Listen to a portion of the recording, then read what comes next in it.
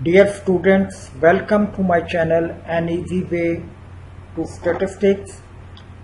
इस चैनल पे स्टेटिस्टिक्स से रिलेटेड तमाम टॉपिक्स पे आसान तरीके से चीज़ें जो हैं वो एक्सप्लेन की गई हैं और उनके साथ उनकी एग्जांपल्स भी दी गई हैं। आज जो हमारा लेक्चर है वो प्रोबेबिलिटी सीरीज़ का 15th लेक्चर है। 14 लेक्चर्स ये सामने आपको दिए हुए हैं, ये ऑलरेडी चैनल पे मौजूद हैं। तो 15th लेक्चर में जो टॉपिक हम डिस्कस करने जा रहे हैं वो आपके पास है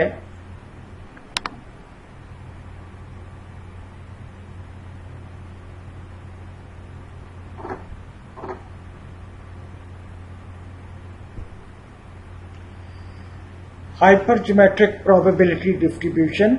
इसका आज हम सेकंड पार्ट करेंगे। पहला पार्ट जो है वो चैनल पे मौजूद है कि उसमें हमने क्या किया था कि उसमें हाइपरज्योमेट्रिक एक्सपेरिमेंट लिया था कि वो कौन सा एक्सपेरिमेंट होता है और उसकी पूरी प्रोबेबिलिटी डिस्ट्रीब्यूशन हम कैसे बनाते हैं, वो प्रोबेबिलिटी डिस्ट्रीब्यूशन बनाई थी। आज के लेक्चर में हम क्या करेंगे कि हाइपरज्योमेट्रिक प्रोबेबिलिटी डिस्ट्रीब्यूशन को कैसे अप्लाई किया जाता है, न्यूमेरिकल एग्जांपल्स के साथ इसको एक्सप्लेन करने की कोशिश करेंगे। हाइपरज्योमेट्रिक डिस्ट्रीब्यूशन जैसे पिछले लेक्चर में आपने देखा था कि हाइपरज्योमेट्रिक डिस्ट्रीब्यूशन का जो फार्मूला हम इस्तेमाल करते हैं वो ये है कि KCX n minus k n minus c n minus x over ncn, where x varies from 0, 1, 2 up to n। x variable जो है 0 भी वैल्यू ले सकता है, 1, 2, 3 अप टू n तक वैल्यूज जो है वो गेन कर सकता है। ये डिस्क्रीट वेरिएबल है क्योंकि 1, 2, 3 इस तरह की वैल्यू ले सकता है, पॉइंट्स वाली वैल्यू नहीं ले सकता। और इस फार्मूले में n क्या है, total elements of the population, के पॉपुलेशन में टोटल कितने एलिमेंट्स हैं या पॉपुलेशन का साइज क्या है वो n है। k क्या है, number of elements of interest, के जिस तरह के एलिमेंट्स में आप इंटरेस्टेड होते हैं उनकी तादाद को आप k कह देते हैं। n क्या है, एलिमेंट्स टू बी सिलेक्टेड, कि जितने एलिमेंट आप सिलेक्ट करने जा रहे होते हैं उनको आप n कह देते हैं। और x क्या है, number of successes in selected elements, कि वो जो एलिमेंट आपने सिलेक्ट किए हैं उनमें आपके मतलब के कितने एलिमेंट निकले हैं या कितनी सक्सेसेस आई हैं वो आपकी x कहलाएंगे। कि 0 सक्सेस है, 1 है, 2 है, 3 है, 4 है। कि जैसा आपको पहले बताया हुआ है कि हाइपरज्योमेट्रिक प्रोबेबिलिटी डिस्ट्रीब्यूशन में हमारे पास कुछ ऑब्जेक्ट होते हैं। तो say you can say that we have n objects, के वो ऑब्जेक्ट जो है कोई आपके आर्टिकल्स भी हो सकते हैं, कोई बुक्स भी हो सकती हैं, कोई बॉल भी हो सकते हैं, वो कोई स्टूडेंट्स भी हो सकते हैं या कोई और चीज हो सकती है। और उन ऑब्जेक्ट में दो तरह के हम डिवीजन करते हैं, एक जिस चीज में हम इंटरेस्टेड होते हैं वो पार्ट होता है, एक जिसमें हम इंटरेस्टेड नहीं होते वो वाला पार्ट होता है। कि जैसे आपके पास लेट अस सपोज के 10 आर्टिकल्स हैं, उनमें से 4 आर्टिकल खराब हैं, 6 आर्टिकल्स जो हैं वो गुड कंडीशन में हैं, तो 2 कैटेगरीज बन गई। या 10 स्टूडेंट्स हैं, उनमें 6 मेल हैं, 4 फीमेल हैं, ये भी 2 कैटेगरीज बन गई। तो वो जो टोटल होंगे उसको हम n कह देते हैं। और जिस कैटेगरी में हम इंटरेस्टेड होते हैं या जिसकी प्रोबेबिलिटी हमें चाहिए होती है उस कैटेगरी की जो तादाद होती है उसको हम k कह देते हैं। फर्ज करें कि गुड और डिफेक्टिव आर्टिकल हैं, हम डिफेक्टिव आर्टिकल्स में इंटरेस्टेड हैं कि वो डिफेक्टिव कितने निकलते हैं, उनकी प्रोबेबिलिटी हम देखना चाहते हैं। तो वहां हमारे पास जो k होगा नंबर ऑफ डिफेक्टिव्स होंगे, डेट इज कि अगर 4 डिफेक्टिव हैं तो k इक्वल टू 4 होगा, जबकि n जो है टोटल थे आपके, टोटल 10 थे। अब उनमें से आप जितने सिलेक्ट करने जा रहे हैं 10 में से आपने कितने चेक करने हैं, कि फर्ज करें कि आपने 10 में से 3 चेक किए हैं, तो n जो होगा वो आपके पास 3 होगा। एलिमेंट्स टू बी सिलेक्टेड, जितने एलिमेंट आपने सिलेक्ट करने हैं वो स्मॉल n से जाहिर किया जाएगा। और उनमें कितने जो हैं आपके मतलब के निकले हैं या आपकी फेवर के निकले हैं या सक्सेसेस आई हैं, वो आपके x कहलाएंगे। Number of successes in selected elements, it may be 0, 1, 2, 3, 4, ये आपके x कहलाएंगे। और आमतौर पे आप इसमें जो प्रोबेबिलिटी निकालते हैं वो x की ही निकालते हैं।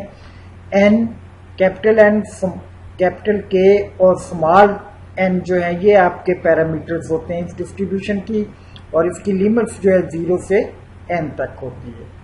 ये तो थी हाइपर ज्योमेट्रिक प्रोबेबिलिटी डिस्ट्रीब्यूशन। आगे हम चलते हैं न्यूमेरिकल एग्जांपल की तरफ। Let's see the example. के एग्जांपल क्या है कि lot contain 5 good and 3 defective items. कि जैसे अभी मैंने डिस्कस की कि एक लॉट है, उसमें 5 गुड आइटम्स हैं किसी प्रोडक्ट के या किसी चीज के, 3 जो है डिफेक्टिव आइटम्स है। If 4 items are selected at random, what is the probability? Half of the items are defective, no one is defective, at least one item is defective। ये 3 आंसर आपसे पूछे गए हैं। अब इसमें आपने देखना है कि ये हाइपर ज्योमेट्रिक डिस्ट्रीब्यूशन बनती है। क्यों बनती है? क्योंकि इसमें 2 तरह के आर्टिकल हैं, गुड भी हैं और डिफेक्टिव भी हैं।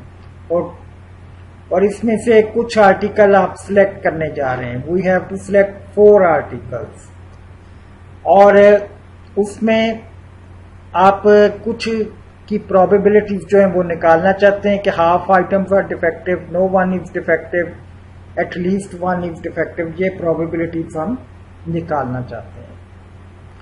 तो यहां आपके पास कैपिटल N जो होता है वो टोटल को रिप्रेजेंट करता है कि टोटल एलिमेंट आपके पास कितने हैं। 5 गुड हैं, 3 आपके पास डिफेक्टिव हैं, टोटल 8 एलिमेंट हो गए।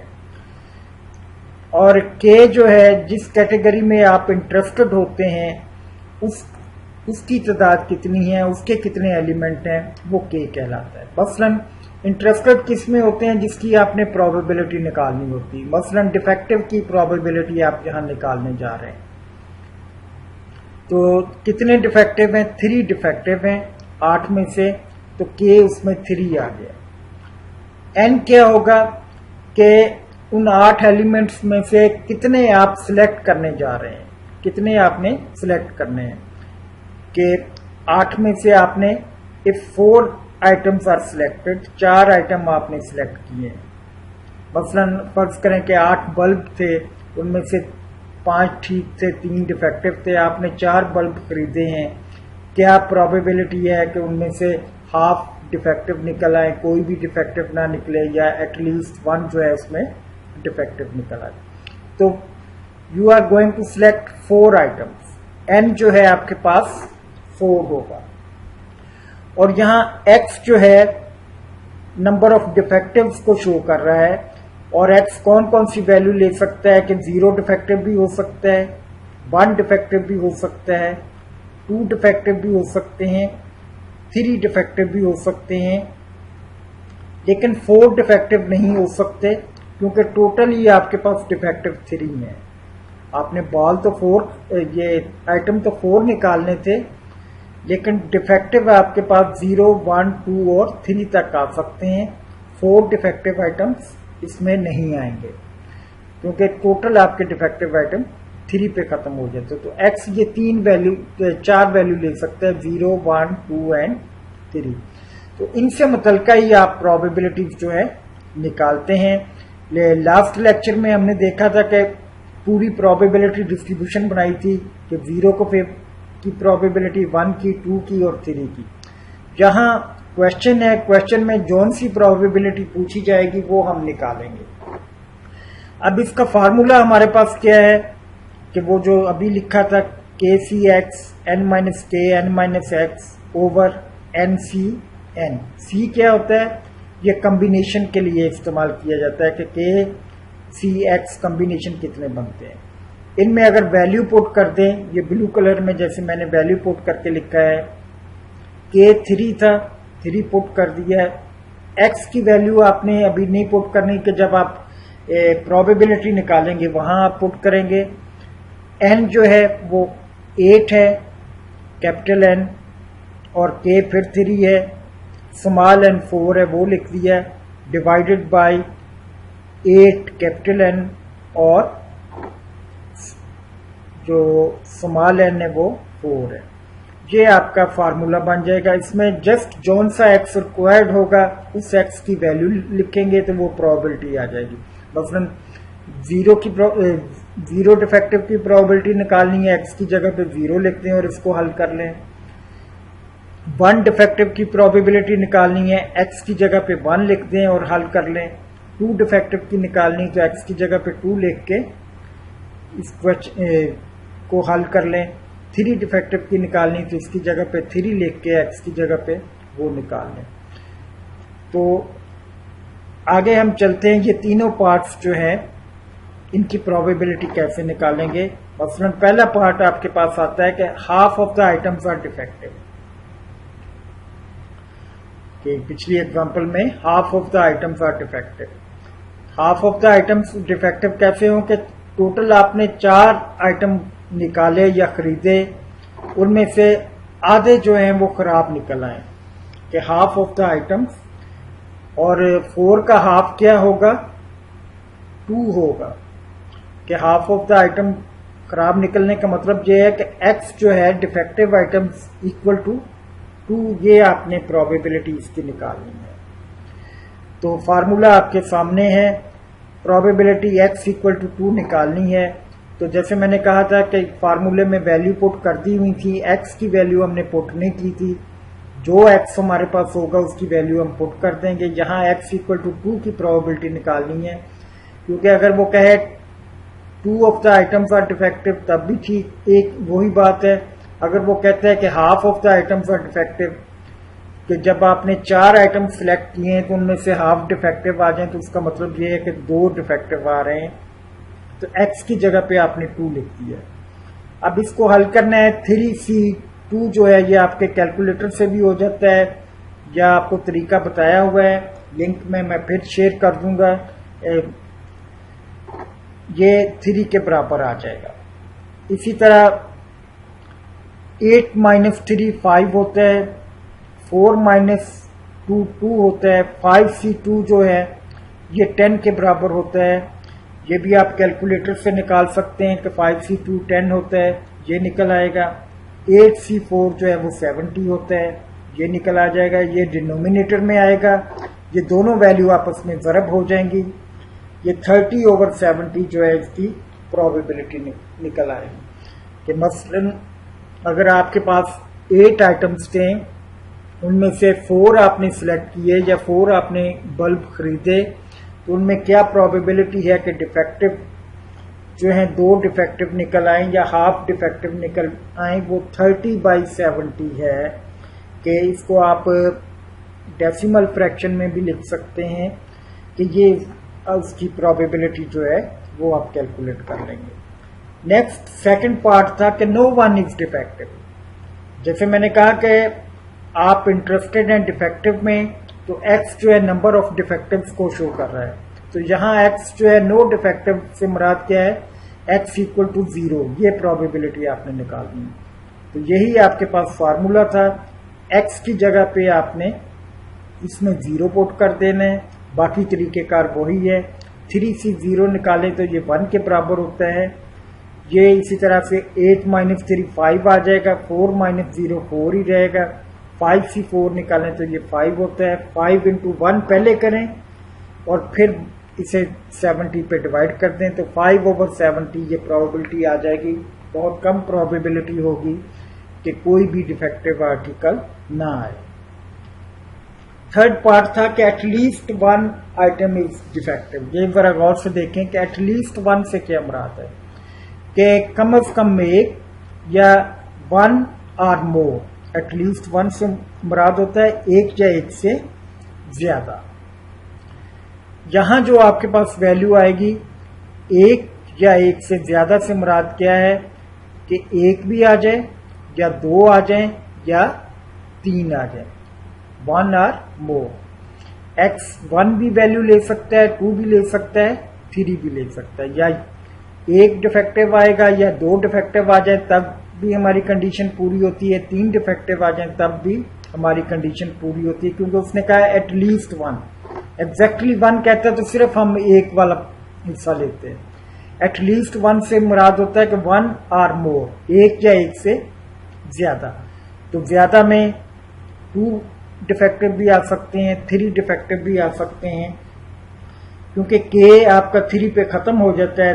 टोटल डिफेक्टिव भी तीन है तो थ्री तक आएंगे। अगर के फर्ज करें यहाँ 5 होते, 5 होता तो 4 निकालने होते तो यहाँ 4 भी आ जाता, 4 डिफेक्टिव भी बन सकता था। तो इस क्वेश्चन को हल करने के लिए पहले आप 1 डिफेक्टिव के लिए निकालेंगे, फिर 2 डिफेक्टिव के लिए, फिर 3 डिफेक्टिव के लिए, और तीनों के दरमियान जो है और होता है या 1 डिफेक्टिव आएगा या 2 डिफेक्टिव आ जाएंगे या ऑल 3 जो है वो डिफेक्टिव आ जाएंगे। तो इनको केसेस बना के आप इनको आपस में ऐड कर देंगे। मसलन probability x equal to 1 defective plus probability x equal to 2 defective plus probability x equal to 3 defective. ये 1, 2 और 3 जो है। जब आपने 1 डिफेक्टिव करना है तो x की जगह पे 1 लिख दिया, ब्रैकेट में इसे क्लोज कर दिया, ये x इक्वल टू 1 का ये हिस्सा आ गया। जब 2 डिफेक्टिव करना है तो इसके लिए आपने ये ब्रैकेट में लिख दिया, तो पूरे फार्मूले में वैल्यू पुट करके कि x की जगह पे 2, 3c2, 8 माइनस 3, 4 माइनस 2, 8c4 ये लिख दिया। जब 3 डिफेक्टिव की बात की तो इसी फार्मूले में x की जगह पे ये जो रेड है इसकी जगह पे 3 आपने लिख दिया। तो ये 3 ब्रैकेट्स में आपने लिख दी, क्योंकि एंड पे इनको ऐड करना होता है आपने हल करने के बाद। हल करने के लिए 3c1 3 के बराबर होता है, ये आपको पता है क्या। 8 माइनस 3 करेंगे, 4 माइनस 1 करेंगे तो 5c3 आ जाएगा। 5c3 करें ये 10 के बराबर होता है। 8c4 आपने पहले भी किया कि ये 70 के बराबर है। पहले मल्टीप्लाई करें, 30 आ गया, डिवाइडेड बाई 70 करते हैं, क्योंकि 8c4 जो है वो 70, ये 30 ओवर 70 आ गया। इसी तरह इसको हल किया तो ये भी 30 ओवर 70 बन जाता है। इस पोर्शन को हल किया तो ये 5 ओवर 70 आ गया, और तीनों का डिनोमिनेटर सेम है तो ऊपर वाली वैल्यूज को आप ऐड करके यहां लिख देंगे 65 ओवर 70। तो probability x greater than equal to 1 या एटलीस्ट 1 को आप ऐसे लिखते हैं ग्रेटर देन इक्वल टू 1 या 2 या 3 जो है उसकी प्रोबेबिलिटी आ जाएगी 65 ओवर 70। एटलीस्ट 1 डिफेक्टिव की प्रोबेबिलिटी 65 ओवर 70 आ जाएगी कि ये बहुत ज्यादा प्रोबेबिलिटी है कि कम से कम एक डिफेक्टिव जरूर निकल आएगा अगर 8 में से 3 डिफेक्टिव हैं और 4 जो हैं आर्टिकल आप परचेज कर रहे हैं, निकालना चाहते हैं। अब इसी क्वेश्चन को, ये जो थर्ड पार्ट है, इसको अल्टरनेटिव तरीके से भी आप कर सकते हैं। वो हो सकता है कि थोड़ा सा सिंपल हो, कि वो अल्टरनेट तरीका क्या है कि एटलीस्ट 1 आइटम इज डिफेक्टिव आप निकालना चाहते हैं। इसका मतलब यह है कि x 1 भी हो, 2 भी हो, 3 हो, जैसे आपको पहले बताया। तो ये तरीका हमने पीछे भी किया हुआ है कि बाइनोमियल के टॉपिक में हमने इसको किया था, वहाँ आप डिटेल से देख सकते हैं। ये मैं उसमें शेयर भी कर दूंगा। तो इसमें क्या है कि probability x greater than equal to 1 जो है, अगर इसका आपको पता है कि टोटल प्रोबेबिलिटी जो है वो 1 के बराबर होती है। पूरी डिस्ट्रीब्यूशन में जो टोटल प्रोबेबिलिटी है वो 1 के बराबर है।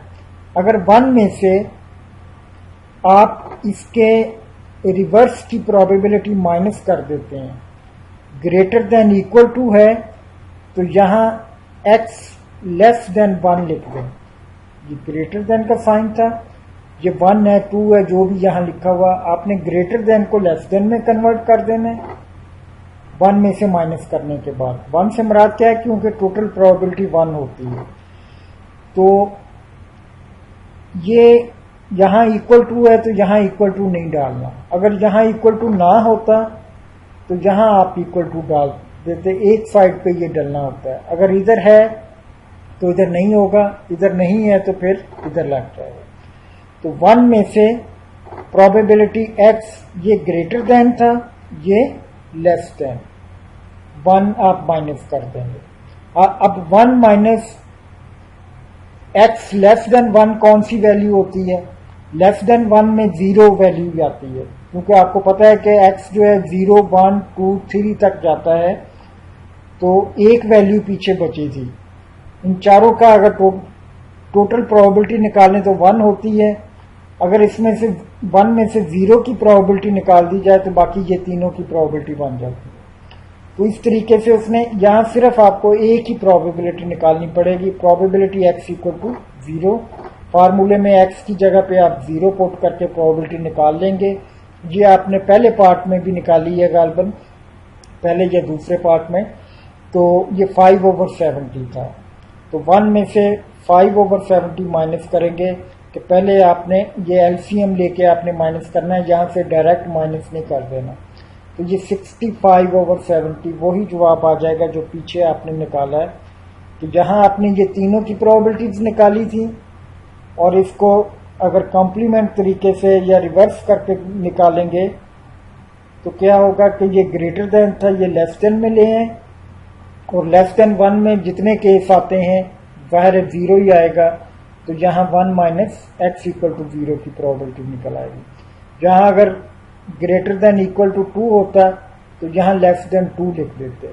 लेस देन 2 में 0 आ जाना था और 1 आ जाना था, वो दोनों को आप ऐड करके 1 में से माइनस कर सकते थे। तो ये अल्टरनेटिव तरीका होगा। नेक्स्ट हम आते हैं एग्जाम्पल 2 पे। एग्जाम्पल 2 भी इसी तरह की है। उसमें क्या है, a truck contain 12 box, 2 of them have narcotics while other have fruits. Fruits का ट्रक था, उसमें 2 बॉक्सेस जो हैं वो नारकोटिक्स के या नशा आवर अद्वियात के उन्होंने रखे हुए थे छुपा के। Truck is stopped at the check post for checking. Truck को जो है चेक पोस्ट पे रोका गया। Anti narcotic force take a sample of 4 box. तो 4 बॉक्स जो हैं वो एंटी नारकोटिक फोर्स के पास जाहिर है इतना टाइम नहीं होता कि ऑल बॉक्सेस को वो चेक करते। उन्होंने रैंडम सैंपल लेके 4 बॉक्सेस को चेक किया। तो वो कहते हैं कि व्हाट इज द प्रोबेबिलिटी कि driver will be arrested for illegal possession of narcotics. क्या प्रोबेबिलिटी है कि ड्राइवर जो है वो इलीगल पोजेशन ऑफ नारकोटिक्स पे पकड़ा जाए। क्या था, 12 बॉक्स थे जिनमें 2 बॉक्स ऐसे थे जिनमें नारकोटिक्स पड़ी थी। 4 बॉक्स उन्होंने चेक किए। तो क्या प्रोबेबिलिटी है कि ड्राइवर पकड़ा जाए। अब ड्राइवर कब पकड़ा जाएगा, जब उसके पास इलीगल नारकोटिक्स निकल आएगी। अब उन 4 बॉक्सेस में से अगर कोई एक भी बॉक्स जो है वो नारकोटिक्स का निकल आया तो ड्राइवर पकड़ा जाएगा। इसका मतलब कि एटलीस्ट 1 बॉक्स एक निकल आए या 2 निकल आए तो ड्राइवर पकड़ा जाएगा। कि एटलीस्ट 1 बॉक्स भी अगर ड्राइवर के पास हुआ वो या उस ट्रक में हुआ तो ड्राइवर जो है वो पकड़ा जाएगा या अरेस्ट हो जाएगा। तो इसके लिए इसका मतलब ये हुआ कि जहां आपके पास n कितना था 12, क्योंकि टोटल एलिमेंट 12 हैं, और जिस कैटेगरी में इंटरेस्टेड हैं आप वो है नारकोटिक्स। तो नारकोटिक उसको आपने k कह दिया, जिसकी हमने प्रोबेबिलिटी निकालनी थी। k यहाँ 2 है, क्योंकि 2 बॉक्सेस में नारकोटिक्स है और n जो है जितने आप सिलेक्ट करने जा रहे हैं, आपने 4 का सैंपल लिया है, n 4 है और x कौन कौन से आपको चाहिए कि अगर एक बॉक्स उसमें से निकल आया नारकोटिक्स वाला तब भी पकड़ा जाएगा, अगर 2 बॉक्स निकल आए क्योंकि टोटली 2 हैं तो तब भी वो पकड़ा जाएगा। तो हमें इन दोनों की प्रोबेबिलिटी निकाल के ऐड करनी है, x इक्वल टू 1 की और x इक्वल टू 2 की। फार्मूला वही है, फार्मूले में आपने वैल्यू पुट कर ली, k की जगह पे 2, x वैसे लिख दिया, n की जगह पे 12 माइनस k 2 लिख दिया, 4 माइनस x लिख दिया और टोटल 12 था और जिनमें से 4 आप ड्रा करने जा रहे थे। तो प्रोबेबिलिटी आपने निकालनी है एटलीस्ट 1 भी, कम अज कम एक भी अगर उससे बॉक्स निकल आया तो ड्राइवर विल बी अरेस्टेड। तो एक भी निकल सकता है या 2 भी निकल सकते हैं क्योंकि टोटल 2 बॉक्स हैं, दोनों ही बॉक्स अगर वो 4 की सिलेक्शन में आ जाएं तो तब भी वो पकड़ा जाएगा। तो या एक या दोनों बॉक्स निकल आए तो उसकी प्रोबेबिलिटी हमने निकालनी है। तो जब x इक्वल टू 1 रखा तो उस फार्मूले में वैल्यू x की जगह पे 1 पुट कर दी तो इस ब्रैकेट में डाल दिया। जब x इक्वल टू 2 रखा तो x की जगह पे यहाँ 2 लेके के आपने इस ब्रैकेट में डाल दिया। इसको अलहदा हल कर लिया, इसको अलहदा हल कर लिया। जैसे पीछे हम हल करके आए हैं, ये 12C4 495 है, ये 2C1 2 के बराबर होता है, 10C3 जो 120, ये इन दोनों को ज़रब दें और ये आपके पास एक वैल्यू आएगी, इसी तरह ये वैल्यू आ जाएगी, 45/495 आ जाएगा।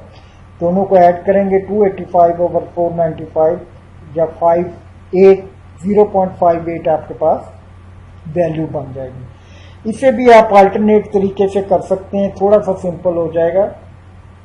अल्टरनेट तरीका क्या था कि वही आपका फार्मूला था, उस फार्मूले में x greater than equal to 1 जैसे मैंने कहा उसे लिख सकते हैं 1 minus probability x less than 1। Less than 1 में क्या आता है सिर्फ 0 वाला केस आता है।